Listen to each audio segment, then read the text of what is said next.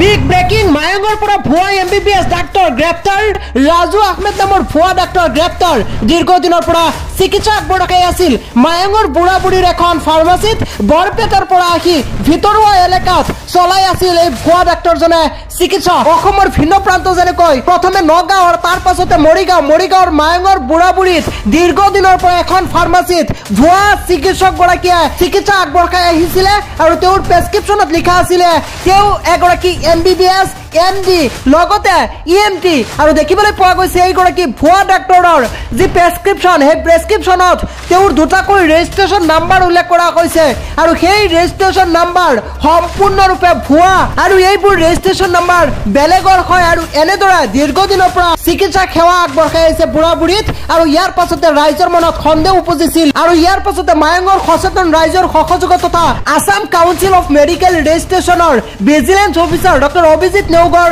সহযোগত মৰিগাঁও আৰু মায়ং আৰক্ষীয়ে ইতিমধ্যে গ্ৰেপ্তাৰ কৰিছে এগৰাকী ভুৱা চিকিৎসক ডাক্তৰ ৰাজু আহমেদক আৰু ৰাজু আহমেদৰ ৰেজিষ্ট্ৰেশ্যন নাম্বাৰ সম্পূৰ্ণৰূপে ভুৱা ৰাজু আহমেদে বৰপেটা জিলাৰ বালাবিটাৰ পৰা আহি দীৰ্ঘদিন ধৰি মৰিগাঁও জিলাখনতে চিকিৎসা চলাই আছিলে।